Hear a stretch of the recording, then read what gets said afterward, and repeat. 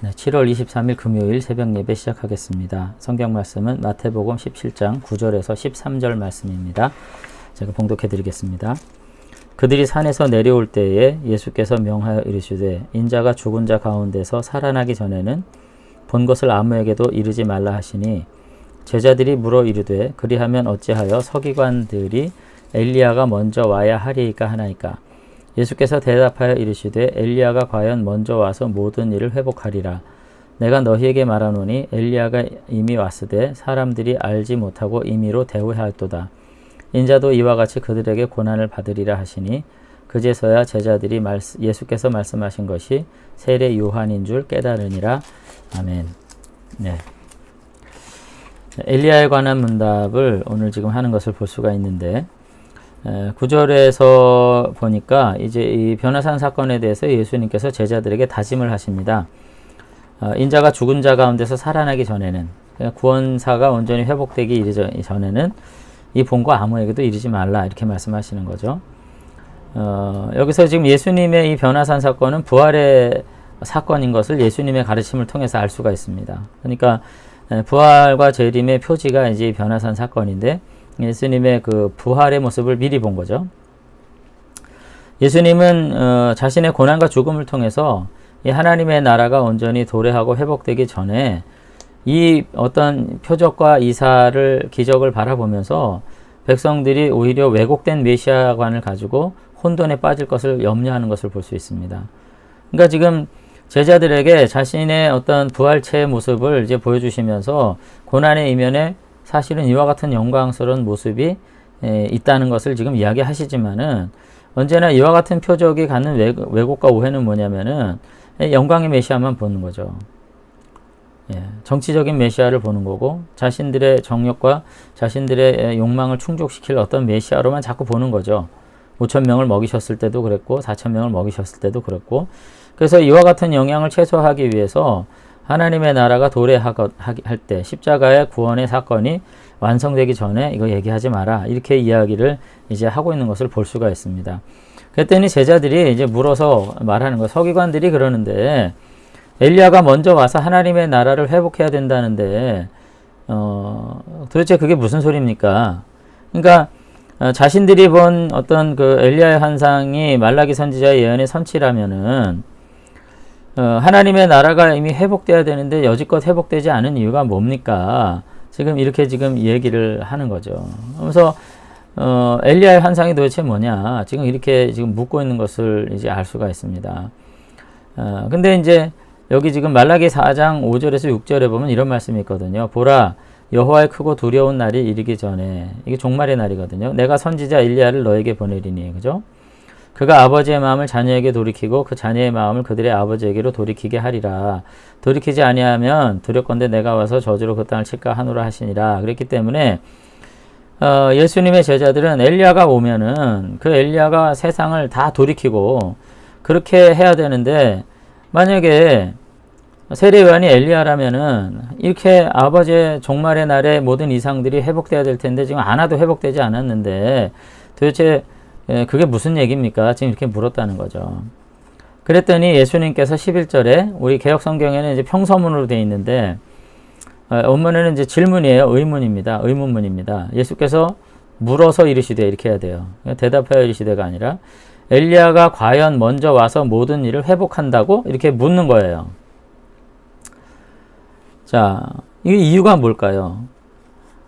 서기관들이 엘리야 사상을 신뢰하고 있다고 제자들이 말한 거예요. 근데 예수님은 정말 니들이 그렇게 믿었냐? 이렇게 묻는 거예요. 왜? 예수님에 의하면 세례 요한이 바로 약속된 엘리야거든요.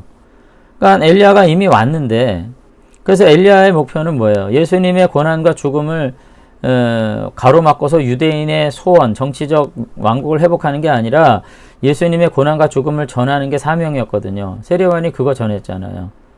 그죠? 종말의 복음을 전했잖아요. 예수님의 순환과 이 모든 것들을 전했는데 사람들은 어떻게 했어요? 서기관들은 엘리야를 알아보지 못하고 임의로 대우했고 잡아 처형했어요. 엘리야가 왔음에도 불구하고 그들은 알아보지 못했을 뿐만 아니라 고난과 죽음에 처하도록 내버려 뒀다는 사실을 말씀하시면서 그 사람들이 엘리야가 와서 하나님의 나라를 회복한다고 믿었다고 너희들이 생각하느냐? 아니라는 겁니다. 임의로 대여하고 오히려 고난의 죽음을 죽도록 했다는 겁니다. 그렇기 때문에 이제는 엘리야가 세례 요한이 죽은 것처럼 예수님도 그와 같은 고난을 받게 될 것이라고 얘기해요. 그러니까 오히려 고난받는 엘리야는 지금 당연한 거예요. 그리고 예수님과 요한은 동일한 운명에 있기 때문에 메시아의 길을 미리 예비하기 위해서 엘리야처럼 온 요한을 알지 못하고 핍박한 지도자들이 예수님도 알아보지 못하고 핍박할 것이다. 오늘 그렇게 이야기를 이제 하시는 겁니다. 그게 12절이에요. 좀 복잡해서 죄송합니다. 내가 너에게 말하노니 엘리야가 이미 왔으되 사람들이 알지 못하고 임의로 대우하였도다.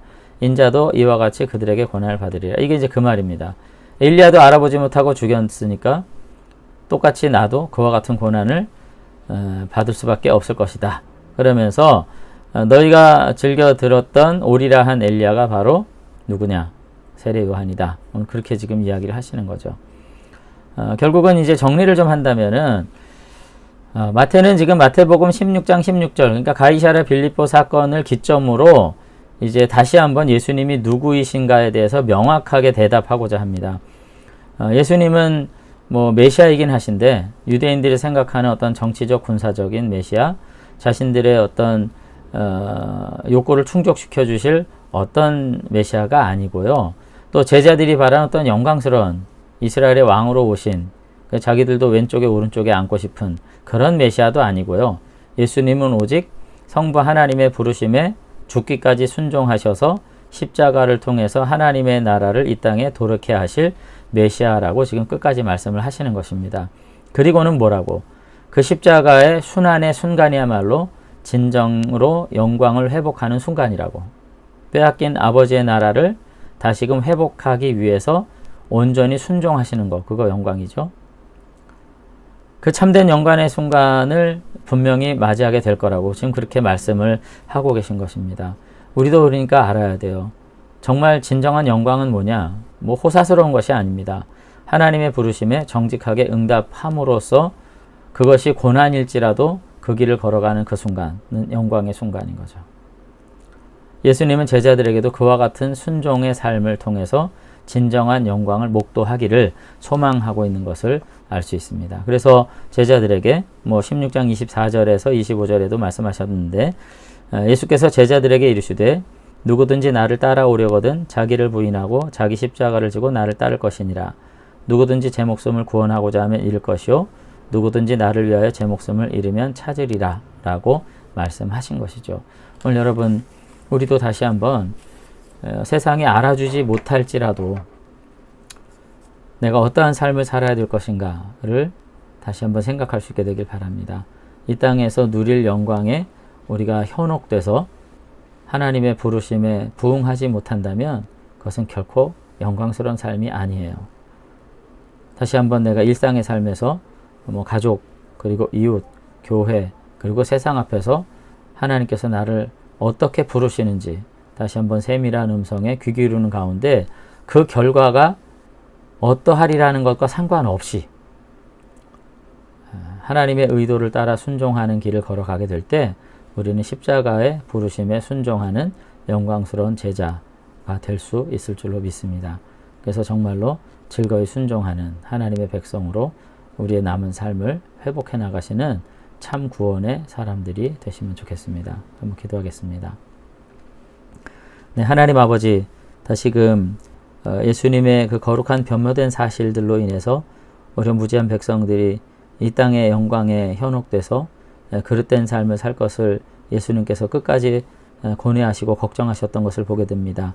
다시 한번 우리가 우리의 삶의 자리에서 우리의 안목의 정욕과 이생의 자랑을 따라 살아가는 자들이 아니라 아버지 하나님께서 내게 주신 환경 속에서 자기 자신을 부인하며 그 부르심에 올곧이 응답함으로써 아버지 하나님께서 내게 주신 십자가를 지고 주님을 따르는 참 제자된 삶 살아갈 수 있도록 하나님께서 우리를 붙잡아 주시옵소서. 이제 남은 삶을 그와 같이 살고 그 삶 속에 아버지 하나님의 거룩한 뜻을 세워가는 참 제자 된 하나님 나라의 백성으로 살아가도록 주님께서 우리 불러주시기를 원합니다. 오늘 하루도 무더운 날씨에 아버지 하나님의 거룩한 은혜 속에 다시 한번 깊이 침잠하면서 내 영혼이 속에서부터 다시 한번 새롭게 되는 그 놀라운 은혜 누리도록 축복해 주시옵소서. 감사드리며 예수님 이름으로 기도드리옵나이다. 아멘. 네, 오늘도 복된 하루 보내시기를 축원합니다.